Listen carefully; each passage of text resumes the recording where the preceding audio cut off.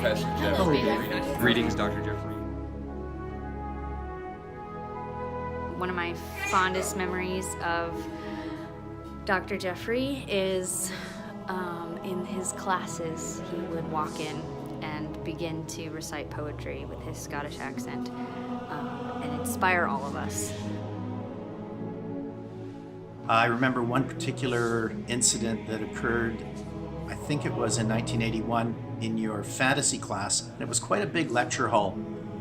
And this student got up and complained. She was complaining about the number of pages that we had to read every week. And she said, this is a second-year class. And you looked at her and you said, yes, this is a second-year class. That always stuck with me.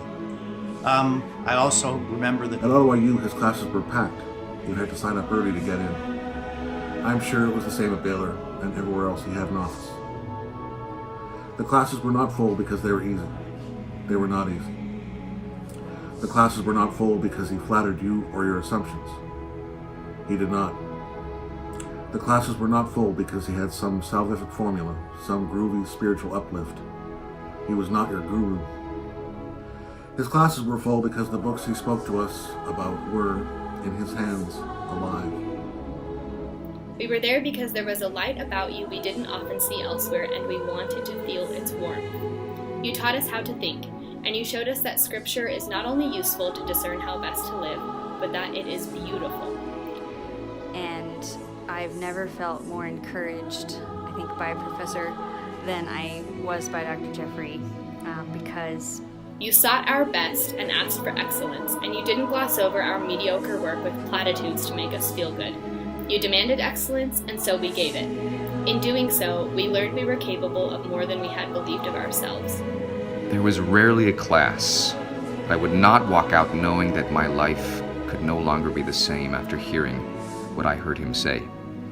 I felt like the cabbie in The Magician's Nephew when he listened to the Song of Creation and said, I'd have been a better man all my life if I knew there were things like this. I have to admit I was a little bit shocked when I heard you were retiring, but thankfully I've had 15 years to come to terms with that announcement. It is a bit surprising, however, that they're just now hosting the dinner. Thank you for all of the work that you've done over the past decades in introducing students to new, rich ways of looking at the Bible.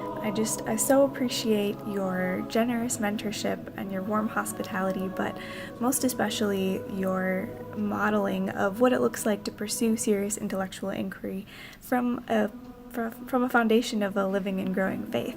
Now I'm sure that bristly Scotch-Canadian persona that you've wagged about all these years probably prefers maybe some teasing instead of sentimental reflections, but I'm not biting because I know that behind that fake curmudgeonly persona there is a pair of eyes that twinkle and sometimes dampen. And that massive intellect of yours is really only matched by a gentle and kind heart. And I would listen to him like I listened to my grandfather's stories, excited for the day when I would one day be like him.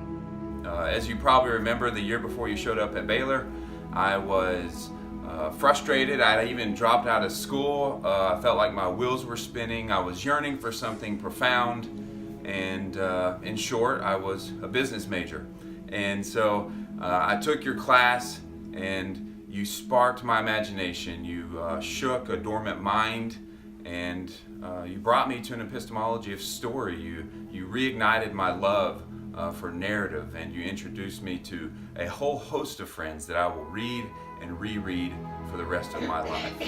And now here I am at Wake Forest University, professor of classical languages and literature, and then as of this semester I've now taught over 2,000 students, so that's 2,000 souls that you've influenced. Hands you'll never shake, names you'll never know, but people that have undoubtedly been influenced by your legacy. I wanted to track them all down, but of course that was rather impossible. So instead I have brought 4 people who do know your name and would like to say something to you. Because when you changed my life, you changed the life of Collier, Collier get over here, and Kyra, and Elia, and Ivy, and we are a big happy family, and we are people that love reading, and we love stories, and we love reading together. And so, what do you guys want to tell Professor Jeffrey? Thank you, Mr. Jeffrey. Thank you. And when I think of David Lyle Jeffrey, I think of mirth. I think, I've heard it in your laugh, seen it in your countenance. And it's been a wonderful thing to see the reverence and the joy of the Lord both go together. Best wishes from both of us. Yes, indeed. Best wishes. Peace be with you in this new adventure. Dr. Jeffrey, we, your students, love you. Just want to say every And we blessing thank God for you. on all of your work and endeavors in life. Good luck in your retirement, and thank you so much. Thank you.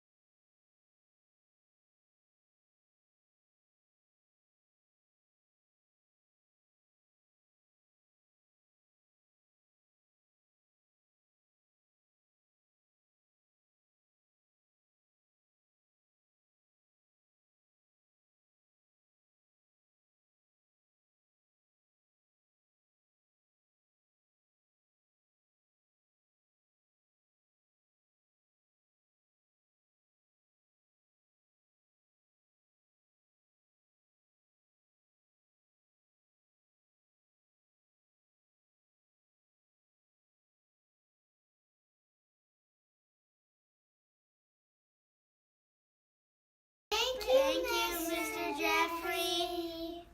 Thank you.